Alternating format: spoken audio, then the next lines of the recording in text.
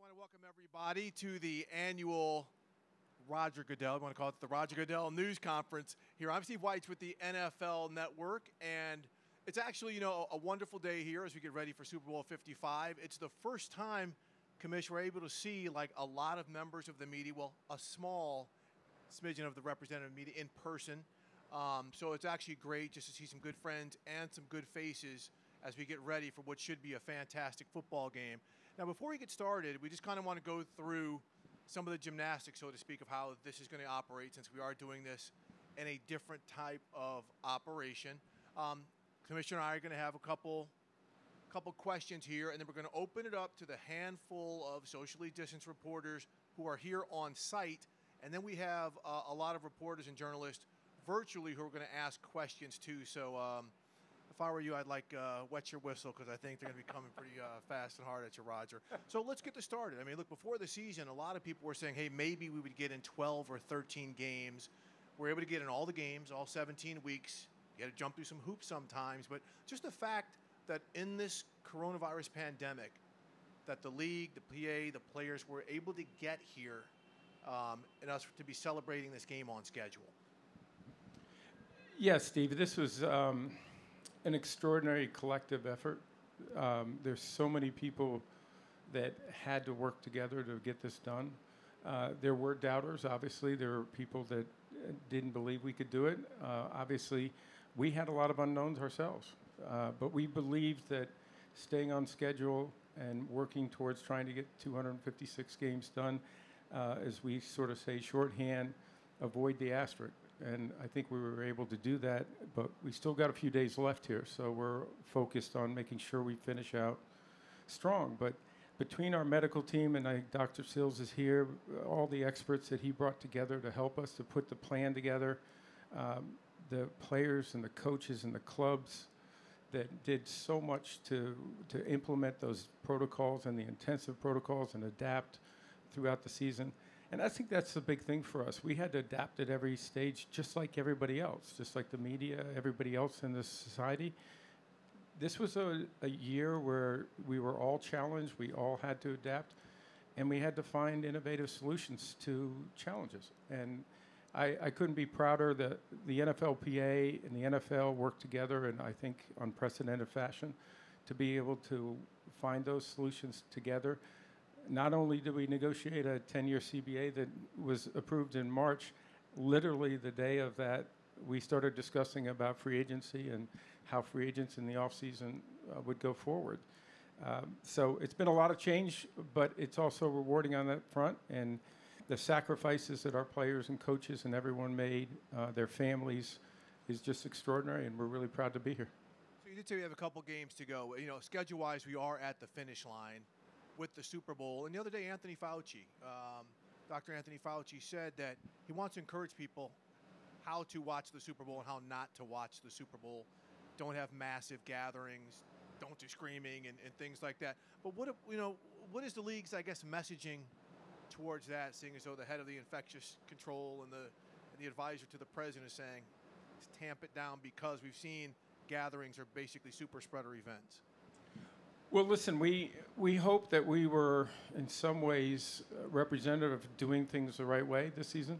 We worked with the CDC, we worked with the White House Task Force, we worked with all the medical experts to make sure that we were, focused on how to do this safely for everybody, and that includes our fans. We had 1.2 million fans this year, and we were really proud of that because we did it safely for our fans too. So the same goes for Super Bowl Sunday. We want our fans to be safe. They need to be smart. They need to wear their PPE. They need to be gathering in small groups. We worked with the CDC about their advice that came out last Saturday about staying at home and doing it with family and household members. And we believe that's the way it should happen. We're all going to enjoy the Super Bowl a little different this year, and Sunday won't be any different. Great. And before we get it out to the audience, one last question. It's different here, right? There's not the big events. There's not the parties. There's not the concerts and the tentpole events. But what about the way the city of Tampa has been able to adjust on the fly to host what is typically just an incredible, massive event that lasts for days and days? Well, they've been incredible, and I know some of the Super Bowl host committee guys are here. I know Will and Rob are in the back. The mayor, the county, Derek Brooks, who's been extraordinary also, they've all worked together to find solutions. And at every challenge, as we looked and we challenged them, they came up with solutions. And so this community has done an absolutely extraordinary job. I'm always cautious of saying that until after we get everybody home and out on Monday. But they really, to this point, have just really gone above and beyond. And they deserve our praise and thanks. And I think the people here at Tampa should be very proud of the work that they've done. I think they really should. It's been a really interesting kind of setup here. So, all right, Roger, I think we're done up here. We are going to turn it over to the reporters that are out here in the audience. So remember, please introduce your name, your affiliation, and fire away. Hi, Roger. It's Lindsay Jones from The Athletic. A year ago, you stood in front of all of us, or a lot more of us actually, and you said that diversity in the head coaching ranks was a problem, and it was something that the NFL needed to take significant measures to address. In the months since, we've gone through the Black Lives Matter movement. Our country has gone through this racial reckoning. As a league and as ownership, you guys enacted some pretty significant changes, but here we are on the eve of the Super Bowl, a hiring cycle complete, and the head coaching numbers have not really changed. What happened this hiring cycle? How concerned are you personally and your staff at the league office? How concerned are you, and what more needs to happen to see different results next year? Well, Lindsay, a few things. First off, I think and I've said this to you all many times, I'm not sure there's an issue that we spent more time working with our ownership on. Our ownership is committed, focused on this. And, we look at this as broadly as possible about we want to make the NFL, our clubs, more diverse. And so it's much broader than just head coaches for us, but the head coaches is important. And we put a lot of our policies and focus on that this year. As you know, we had 2 minority coaches hired this year, but it wasn't what we expected, and it's not what we expect going forward. So for us, we want to continue to look and see what went right, what went wrong. I think that has to happen with individual discussions with candidates, both successful and unsuccessful candidates, the clubs, and try to understand exactly what went right and what went wrong. They're not the outcomes we wanted, and we're committed more than ever to make sure that we do that. But we want it to be a natural process. We want it to be a process that is what we believe in diversity is making us better, ultimately. And so we'll get back. I've had a lot of conversations with owners and candidates over the last several weeks during the process. And there were some real positives for us here. I know people want to focus on the head coach, but there were a lot of positives. 3 new general managers that are African American. There's a lot more diversity in the coordinator position also and across the league. So there were some real positives to build on, and that's what we're going to do. But we're not satisfied, and we feel like we can do better, and we're going to. Hey, Roger. Ben Volen from the Boston Globe here. I have to ask you, of course, about Tom Brady.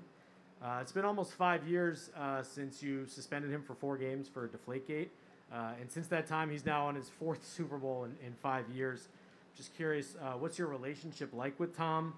What does he mean to the NFL right now? And do you still think that punishing him so severely was the right thing to do? Hey, Ben, Tom Brady has shown that he is probably the greatest player to ever play this game. His leadership, his ability to rise to the big occasions and make everybody rise around him. That's what's absolutely incredible to me. Everyone just plays better when they're with him. And so he's an exceptional talent. But more importantly, he's one of the great guys. I've known him for probably 15 years. And he's an extraordinary guy. He's just, he's real, and he cares about this game deeply. He cares about the people involved with the game. And so for me, I wish him well. I think he's going to continue to be a great performer. I'm glad to hear he's going to play a few more years. Roger, Mark Maskey from the Washington Post. Can you tell us where things stand on the investigation of the Washington football team? Have you received a report from Beth Wilkinson, or do you know when you will? And separately, on the ownership issues, do you have an expectation as to when that might be resolved and whether the minority shareholders will be able to sell their stakes? Mark, you got a lot of things in there. So we do expect that Beth, I have not met with her yet, so I don't have any of her recommendations. She has nearing the completion of her phase of work, so she'll be sharing that work with me in a review at some point in the future. And of course, we'll share it with the Redskins and others. But Washington football team. Excuse me, Washington football team. I apologize. That's a bad habit. But to me, the important thing in the context of this, Mark, is that the Washington Football Club has made a lot of changes already. They asked for this type of review. They asked for the recommendations on this. And Dan and Tanya have already begun making those changes for the football club. And it's really, it's good to see that, but I expect that Beth's recommendations will be something that will be added to that. In addition, the limiteds and the dispute, as you know, that's an arbitration. I'm hopeful that that will get resolved shortly and that both parties or all parties can move forward and the Washington Football Club can continue to move forward.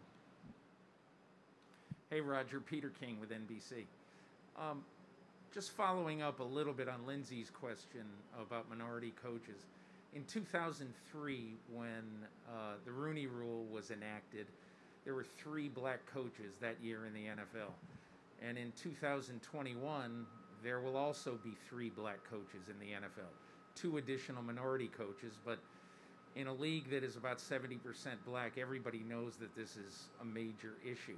And I wonder if you would consider, having some sort of an ownership summit or something to, and I don't mean read the riot act to owners, but I mean to try to talk to owners personally or maybe in a large group when you can get together about emphasizing that we are not doing this well. We've got to do it better.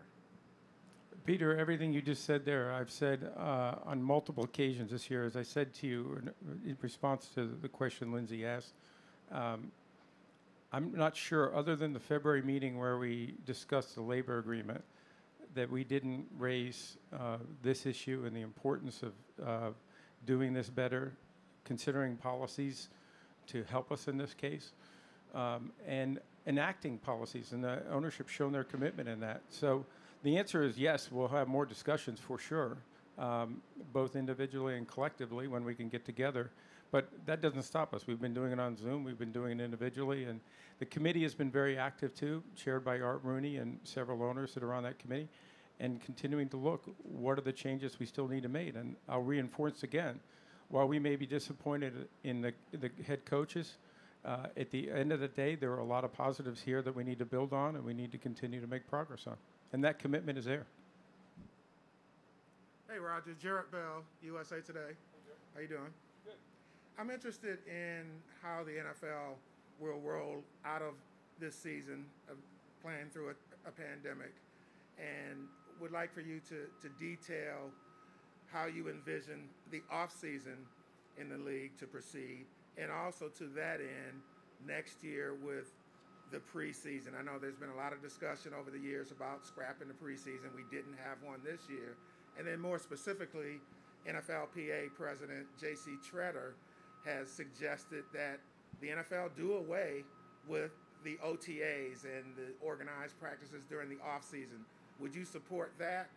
And how will you process all of these things that you've learned this year moving forward that might be implemented? Well, Jared, a couple things. First, I think we've proven that working together between the NFL and the NFLPA, that we've been able to put our differences away and aside.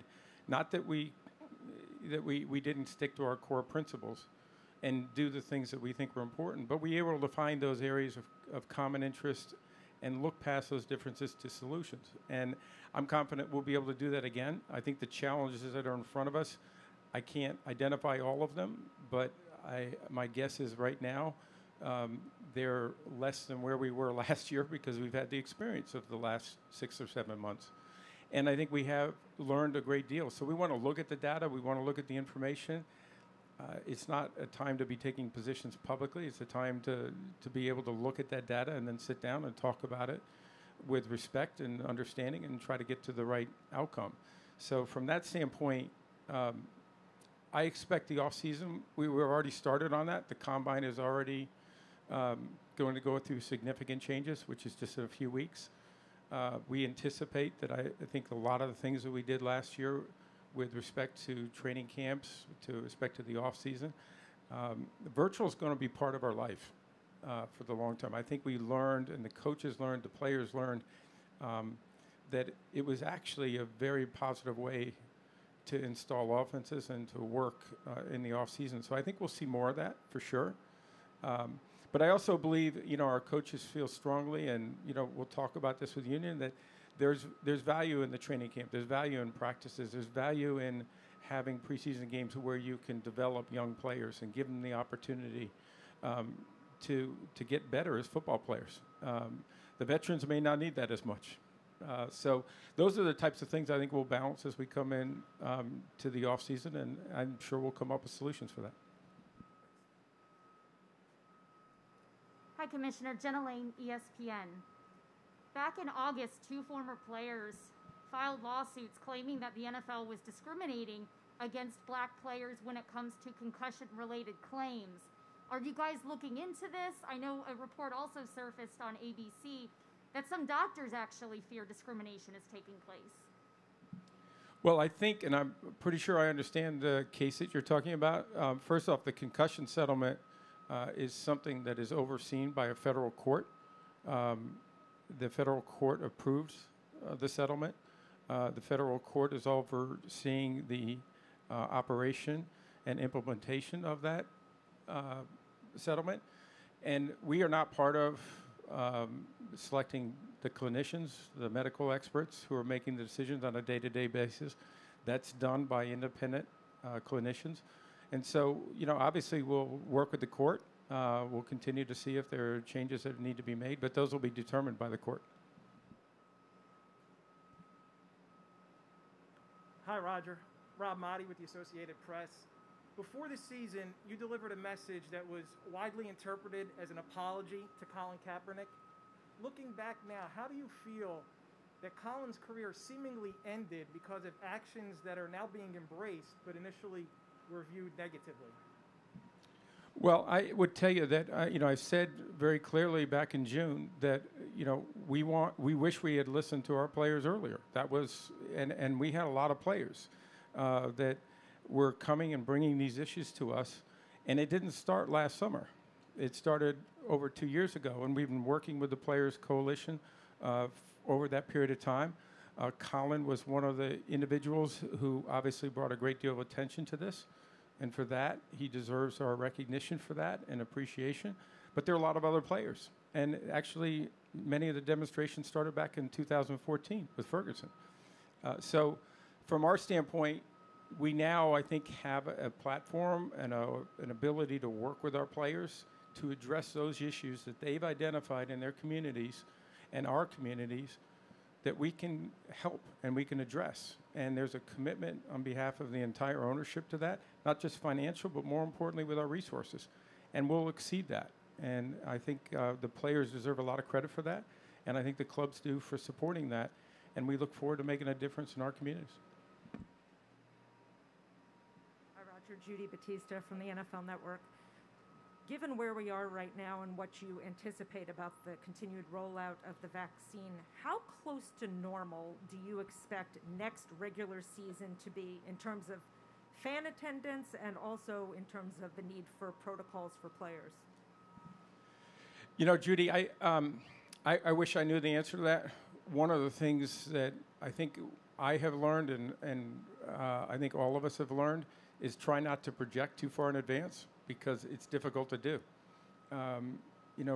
Go back to last March and early April, trying to project what the environment was going to be like from a safety standpoint and where the virus and the pandemic was, even to the draft 3 weeks later.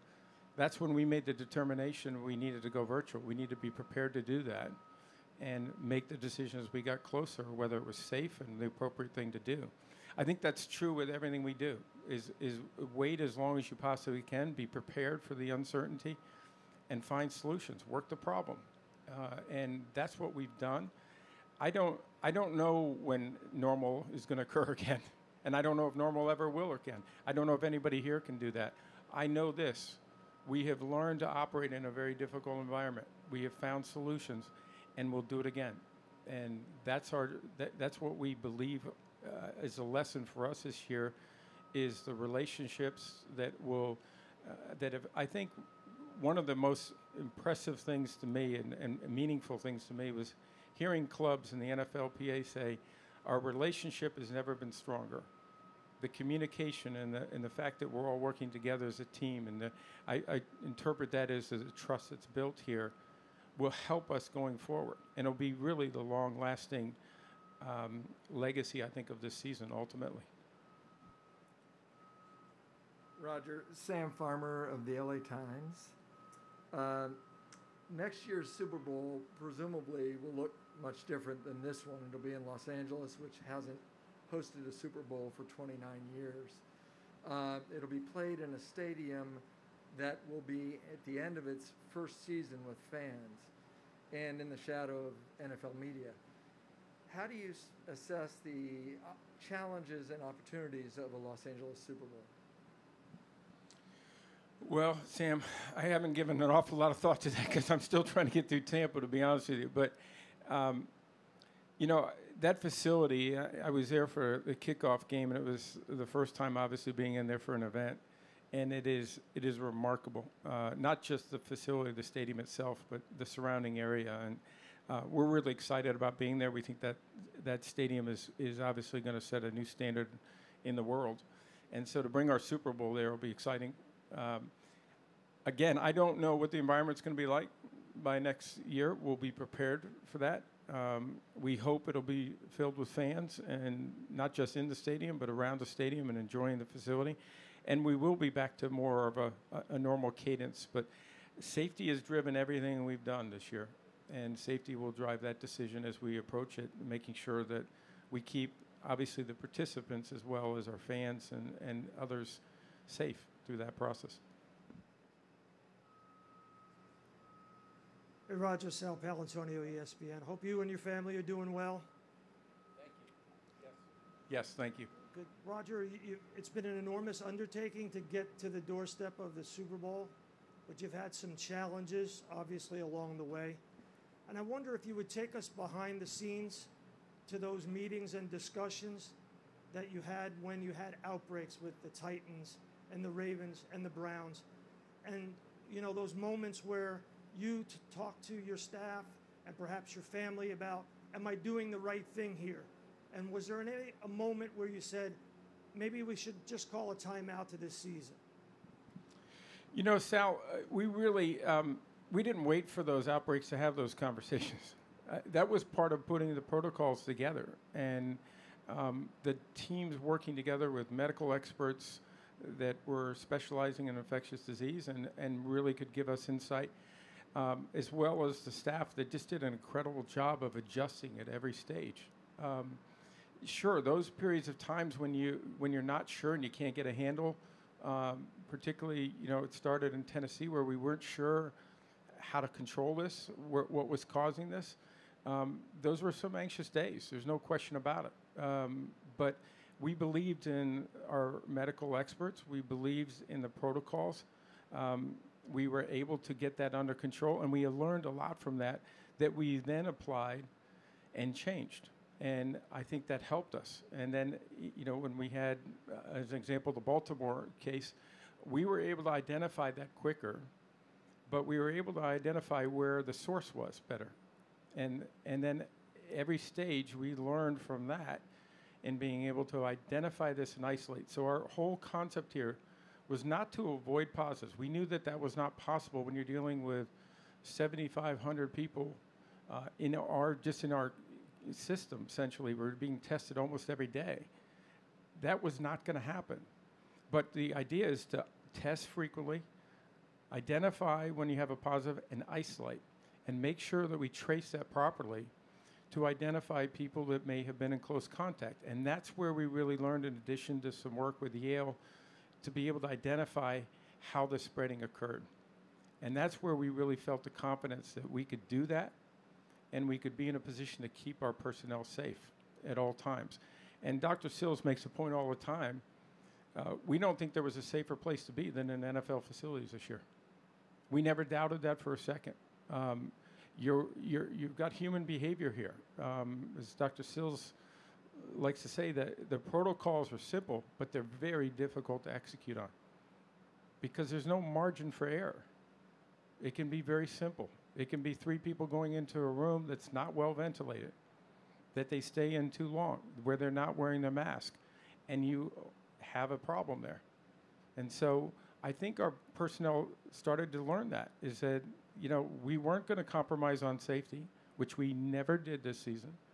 We did not put competitive issues ahead of safety. We put safety first. And when we had those safety issues, until we could control that, until we were certain that we were not going to put any of our players or coaches or other personnel at risk, we weren't going to put them out there. And that's what you had in Tennessee with the delay. That's where you had the delay with Baltimore. That's where, you know, you saw it in Cleveland where, you know, the head coach couldn't participate because it was in violation of our protocols.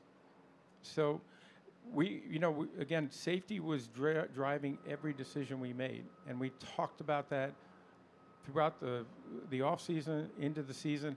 And I think, and this is where I'm incredibly proud of our staff, our clubs, there was never a question that we were going to implement those protocols to the highest standard possible and keep our players safe and our personnel safe and never compromise on that. And it did not happen. And that, to me, is what, to see our group come together and find solutions for difficult problems is something that I'll always be proud of. But when those stories started to come back to you and you had those anxious moments, what was that like for you to have to make that final decision on some of that stuff? Listen, it's never good to make decisions where there's so much uncertainty, right? That's the hardest problem we had this year, is you had so much uncertainty.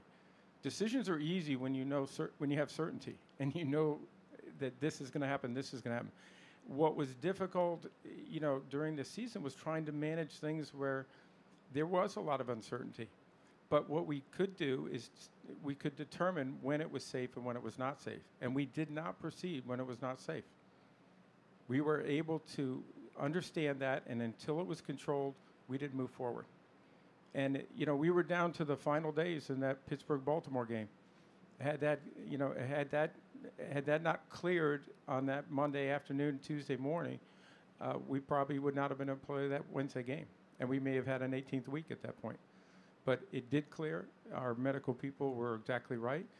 We were 24 hours later than we thought. But that's the kind of decisions that, you know, we were able to find solutions to give us that time to make sure that the safety issue was addressed properly. Hi, Roger. John Romano with the Tampa Bay Times.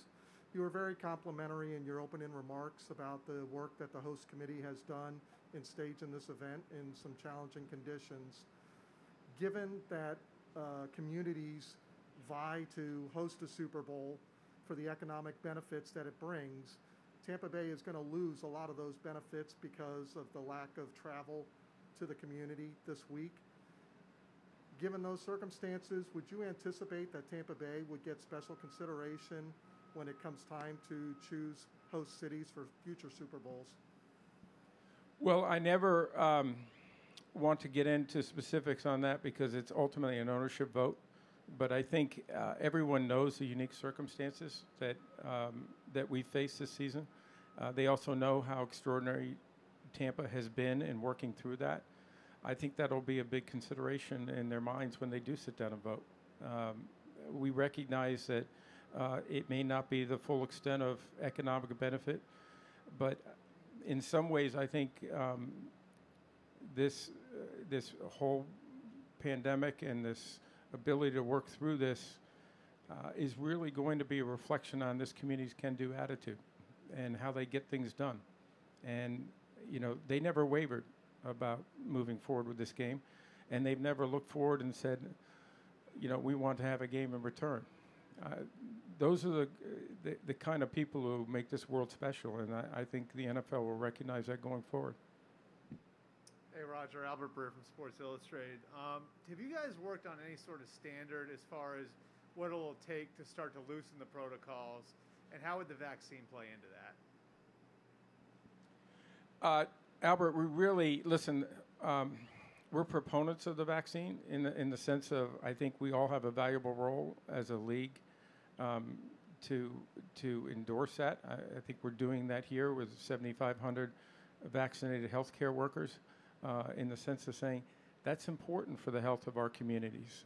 Medical experts are telling us that, and so we want to support that. We have supported that. We said many times we're not going to jump in line. We think that the priorities that are established by the health experts to get the frontline workers and others, teachers, vaccinated are things that are necessary. So we never relied on that. We stayed with our protocols, and we didn't rely on vaccines. It's too early to say whether vaccines will be part of the solution. We expect that they will. We hope that much of our society will be vaccinated by the summer because it's in the best interest of our country and the health of our people. So we'll adapt, and if our protocols have to adapt to that, we will. Roger, Tom Pellicero, NFL Network. Albert stole half my question, but I'll ask it anyway. I'm curious at this early stage, still 7 months out from the 2021 season, based on what you're hearing from your medical experts, do you anticipate unvaccinated players participating in games in the 2021 season? And in terms of fans, is it a viable option to have only people who are vaccinated attend games next season to expedite the process of getting back to full stadiums? Tom, listen, it's far too early to get into that because we don't have answers for that at this stage. They're just questions, and I don't have answers for those today. There are things that we will work on. We'll work on with the Players Association on many of those and all of those. But we also will work with local health officials and medical experts to make sure that if we do have opportunities to bring fans back into the stands next year, how do we do that safely? And, we were able to do that. I mentioned 1.2 million fans got to attend an NFL game this year safely, without any outbreaks or any root cause that attending those games caused a health hazard in the community. So we're proud of that, and we're going to build on that. Thank you. Okay, great. Now to go to the "This is the world we live in" portion of this news conference. We're not going to go virtual, so we know all the Zoom lingo. So all of those are going to be asking questions virtually. Let's go through our Zoom rules. We're going to use the raise hand function. Keep your video and audio off until you are called upon. Okay, are we gonna be able to see these folks here? All right, so let's open up the screen here, and Richard Graves, our good friend from over in London at Sky Sports, you are up first.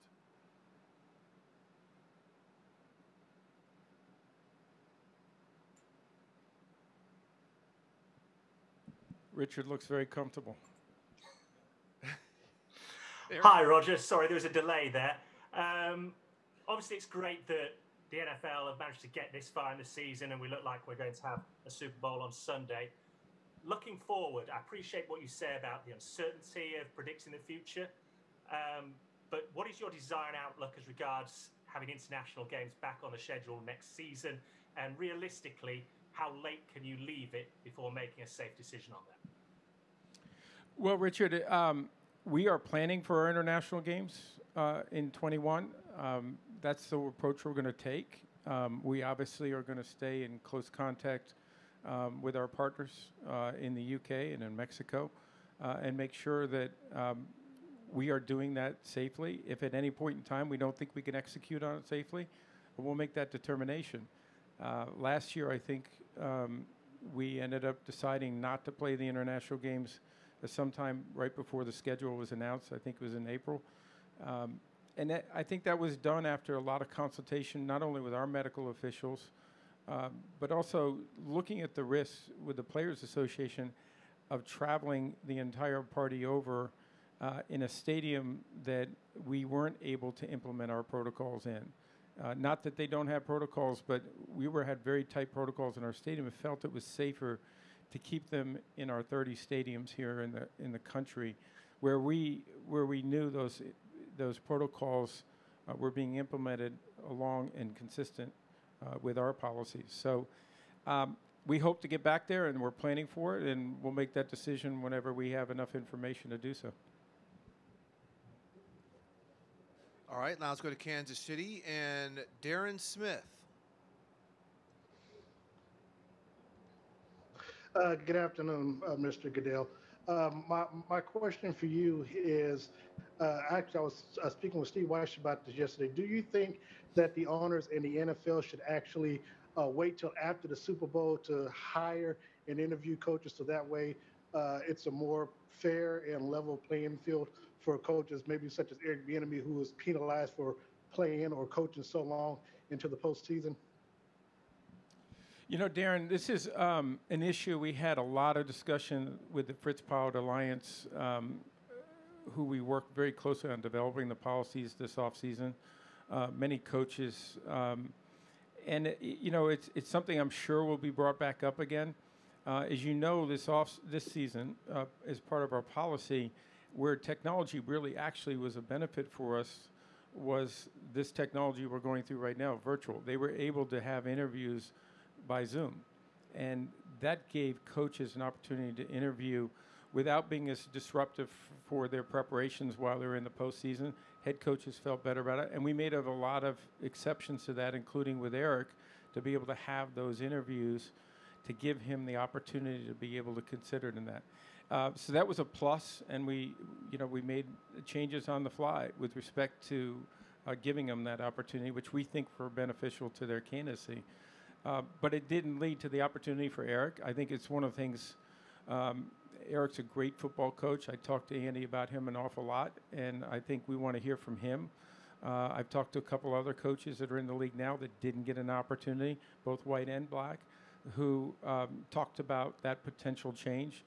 And so we'll have to balance that and think if that's the right outcome or whether there's some other alternative.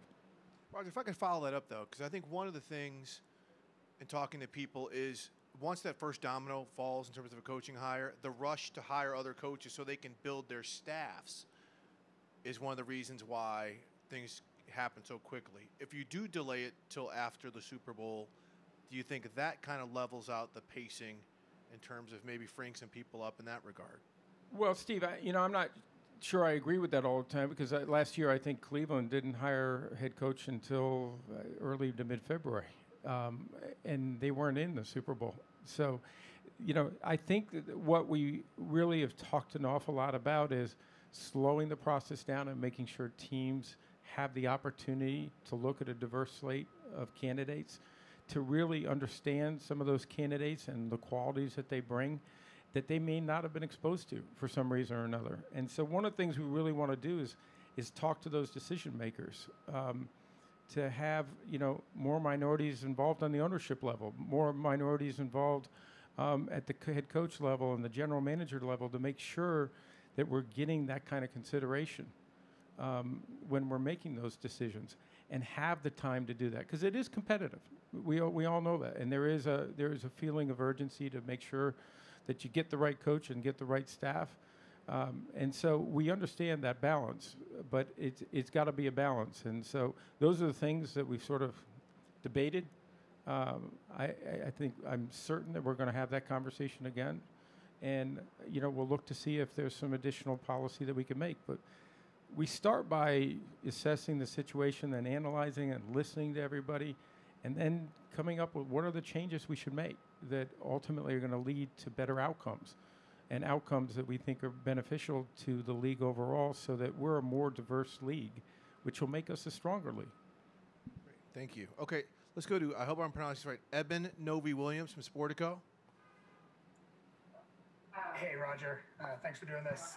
A couple, almost 10 years ago now, you laid out a revenue target of $25 billion in revenue for the league by 2027. Obviously, before the pandemic, things looked pretty good, and you're in the middle of negotiating media deals right now. Can you give us an update on that target? And did the pandemic change anything about the long-term business targets for the league? Well, one of the things that we've always talked about in the context of the NFL is how do we continue to grow? How do we continue to develop our fan base on a global basis, make our game stronger and more competitive, and continue to grow revenue, because that's part of our partnership with our Players Association too. They get a percentage of that revenue. I would tell you that in my personal view, that in environments like this, stronger organizations and stronger brands get stronger in environments like this. I believe the NFL has and will. I think there's a flight to quality when you get into circumstances like this. And, you look back at the season, we talk about just being here and playing, but we are playing at the highest level, and maybe with a degree of competitiveness that we've never seen before in the NFL. It's not just that we're playing at an extraordinary level. The highest scoring season in our history. Incredible young players, incredible veteran players, as we're seeing in the Super Bowl. We're seeing competitive games, even with high scoring, that we've never seen before. 70% of our games are within 8 points. It's not just that we're playing at an extraordinary game and an extraordinary level that has never been seen before. And I think the future of this league is incredibly bright because of those great young players, those great young teams. And that's what our objective is here. I believe our league is still, the best days are ahead. I'm very confident about that. But that's going to take a lot of hard work, and it's going to take the partnerships that I think we were able to strengthen this year. And I believe that's going to be part of our success going forward. It's a great jumping off point, because we're done with the virtual aspect of this, but you talked about how competitive it was and how we're playing at the players are playing at such a high level. Well, and someone mentioned J.C. Tretter, the head of the Players Union, said because of that, there's no reason to really resume the offseason and things the way we've had it. So let's bring up DeMaurice Smith from the Players Association to also talk about that. There he is. Hey, now this is Sharp Dressed Man right here. All right, but about that, so DeMaurice, good seeing you. We're here. I don't have my mask on. I don't want to get too close to you. But just, about that, you heard Roger, what he had to say about you guys have to really assess the data and how everything worked, about how the offseason is going to proceed. What's the take from the PA? Well, the first thing is I'm going to manage to get through this holding the shield. It's floating in my hand. But, look, we've done a lot of things together this year that we've never done before. I think we've learned that football can evolve. We've learned that we can move outside our comfort level and work better and work smarter. So we're going to look at a lot of data. We're going to look at the issues that our players have told us about how they feel about the game, how their bodies feel, how their minds feel. I heard Roger earlier. When you think about a season in a pandemic where we've set scoring records, and we'd also look at the fact that penalties are down, it tells us a whole lot that we can always learn to work smarter and work better. And by the way, what a great message for the country, right? Absolutely. Okay, Dee, we got a question for you from Mark Maskey of the Washington Post. For both of you, when you look at this relationship over the years and trace it and everything that's happened, and then look at it this year, from the CBA through all that you dealt with to get through this season, how do you think that relationship has it changed and evolved? And sort of related to that, Roger, do you expect the owners and the league to exercise their option for a 17-game regular season starting next season? Well, I'll start off. Look, we've had our dust-ups in the past. I know, it's hard to... they're just a few. But, this season, it really took all of us to get through this. And I'm really proud of the partnership that we have with the NFL. I'm proud of Tom Mayer, Dr. Sills, Larry Ferrazzani, Sean Sansevieri. Look, between those four people alone, they carried sort of the yeoman's weight of getting us here. And we have a fantastic business, a great game that we only are able to do together. So I think the way in which relationships evolve and progress, again, using your words, I think the best days of the NFL are ahead of us. Yeah, I'd agree. Listen, you know, like any relationship, it evolves. You know, I had to go back, and it was 11 years ago. We were in a battle to get a new collective bargaining agreement. We worked our way through that. We signed a 10-year collective bargaining agreement, and now we've signed a 10-year extension. I think that may be the only time in the history of the NFL we've had that kind of a relationship. And that comes with growing pains, and it comes with meeting challenges. But I think what I mentioned earlier is that we have worked together to find solutions and look past our differences and be able to find those solutions in an innovative way. You know, we are looking at the 17-game schedule. I think, Mark, that was part of your question. We've already agreed to that in the collective bargaining agreement. There's still more work to be done on that, but once the game is done, we'll turn our focus a little bit more to that. And even though we have the option, we're going to continue to talk about this. I talk with Dee about these issues all the time and making sure that the decisions we make here are done with a lot of input. Because I think one of the other things we learned is that the input we had to one another last year, what I call the mini CBA, which last summer, which didn't feel like a mini CBA, but the input for one another helped us. You know, we both found different solutions, and you know, together we were better for that ultimately. And so, yeah, we'll look at all the information, we'll share thoughts, and we'll, I'm sure, come out a better place. Very good. All right, well, we're finished there, and gentlemen, a novel idea, working together makes us better, and we can evolve. If we're forced to do it, we'll do it. But yeah. Hey, look, just to foot stomp that, you know, we're a labor union, and if we have to mix it up, we have to mix it up. But you know, this year has been, I think, across the businesses in the country, one of the best examples of labor and management working together to do something that we couldn't do alone. And if that's a great example of how two people on the opposite side of the spectrum can come together and create something great, then it should stand for something great. Excellent. Well said. Well, Commissioner, thank you so much for taking the time. We're going to take about a 7-minute break, and then you're up. All right. Thanks so much, guys.